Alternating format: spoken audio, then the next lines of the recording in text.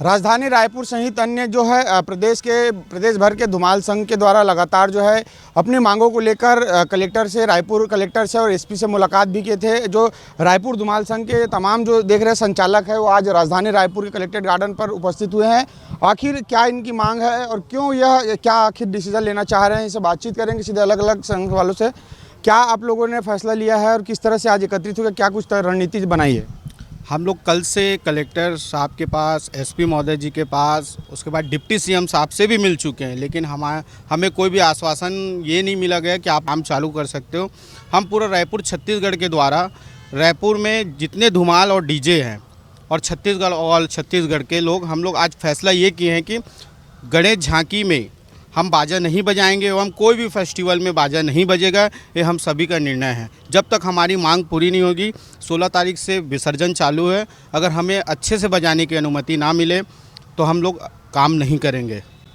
क्या आखिर मांग क्या है प्रमुख, किन मुद्दों को लेकर, किन किन बिंदुओं को लेकर आप लोग मांग जो ज्ञापन सौंपे होंगे इसमें जिक्र किया है? हम ज्ञापन में ये दिए हैं कि हमें जो भी गाइडलाइन है उस गाइडलाइन के तहत हमें ऐसा एक नियम निकाला जाए जिसमें हम लोग भी काम कर सके और प्रशासन का भी बात रह जाए। तो चर्चा हुई होगी तो कुछ ऐसा आप लोग भी सजेशन दिए होंगे कि ये होना चाहिए या ये जो नियम है वो ज़्यादा कठोर है?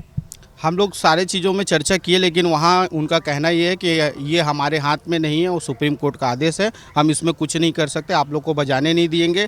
अगर आप लोग बजाए पाए जाते हो तो आपके खिलाफ केस होगा, आपकी गाड़ी जब्त हो जाएगी और ई चालान के तौर पर आपके यहाँ 30,000 रुपया का चालान आएगा और परमिट भी निरस्त कर दी जाएगी। जिस तरह से पूरे जो है लगातार प्रशासन है नियमों कायदे को सामने रख रहा है, आप लोग भी जो है मांग भी किए थे, तो क्या आखिर क्या समाधान निकाल पा रहे हैं या क्या आगे की रणनीति रहे? नहीं, हमेशा हमें परेशान किया जा रहा है।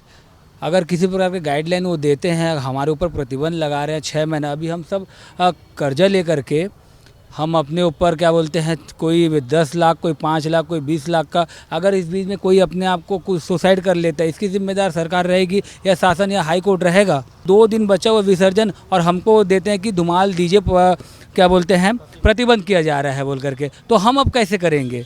हमको एक गाइडलाइन के अनुसार काम करने को दिया जाए, हम इस आधार से हम काम करेंगे। हमको किसी प्रकार का कोई गाइडलाइन नहीं देना, डायरेक्ट हमसे कोई मिलना। हम पिछले 3 दिनों से फड़फड़ा रहे हैं, यहाँ आ रहे हैं, कलेक्टर साहब से मिलना चाह रहे हैं। पूरे रायपुर, आज तो हम रायपुर वाले बस इकट्ठे हुए, सब अपने अपने क्षेत्र में सब इस प्रकार से बैठे हुए हैं। हम कैसे करेंगे? हमारे साथ में 50-50 लड़के काम करते हैं, उनका घर हमारे साथ चलते हैं, हम क्या करेंगे? लेकिन जिला प्रशासन ने जिस तरह से इसमें अनुमति के लिए दिया है कि अनुमति लेकर बजाया जाए, समिति आयोजकों को मीटिंग लेकर बोला गया है, तो उस अनुमति में क्या चीज़ का जिक्र है कि आप लोग उसको नहीं मान पा रहे हैं? जो यहाँ कलेक्टर से अनुमति मिलता है ना, वो प्रारूप रूप से अनुमति नहीं होती है। वो उसमें एक कंडिका लिखी रहती है कि साउंड गाड़ी के ऊपर बॉक्स रख के नहीं बजाया जाए, लेकिन साउंड गाड़ी के ऊपर में ही हमारा पूरा कार्य चलता है। जितने भी हम लोग कार्य करते हैं गाड़ी के ऊपर में ही रख के कार्य करते हैं। और आगे जो परमिशन ये अभी तक के जारी किए हैं उसमें कहीं पे ऐसा प्रत्यक्षेप नहीं लिखा हुआ है कि आप गाड़ी के ऊपर काम करें।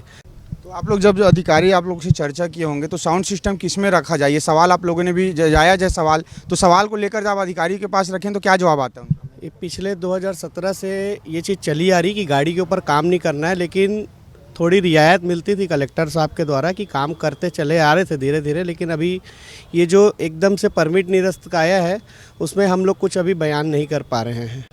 ये प्रदेश भर का एक अलग रौनक होता है राजधानी रायपुर का गणेश विसर्जन, लेकिन इस बार से जो फैसले आप लोगों ने ऐलान जो कर रहे हैं आज, तो उससे लेकर गणेश समिति आयोजक जो समिति होंगे वो भी एडवांस दिए रहते हैं, तो उस बीच में क्या फिर आप लोग के साथ विवाद की स्थिति बनेगी, उसको लेकर कैसा समाधान करेंगे? हमारे साथ तो हमेशा विवाद की स्थिति बनती है और इस बार तो बहुत ज़्यादा विवाद की स्थिति बनेगी, क्योंकि बहुत लोगों ने बहुत ही रकम ले चुके हैं अपने अपने कस्टमरों से। अब उनको हमको कन्वेंस करना है, अगर कन्वेंस नहीं करेंगे तो फिर हमारे ऊपर चढ़ाई होगा या हमारे ऊपर केस करेंगे। लड़ेंगे, क्या करेंगे, इतने साल से लड़ते हुए आ रहे हैं और लड़ लेंगे। तो निर्णय ले लिए कि विसर्जन के दिन नहीं बजाएंगे या कुछ हो सकता है किसी से मुलाकात करने के बाद ये फैसला? अगर हमारे हित पे फैसला आता है तो हम बेखूबी बजाएंगे। हम बजाने के लिए मना नहीं कर रहे हैं, लेकिन हमारे हित पे फैसला आए तो हम ज़रूर बजाएंगे।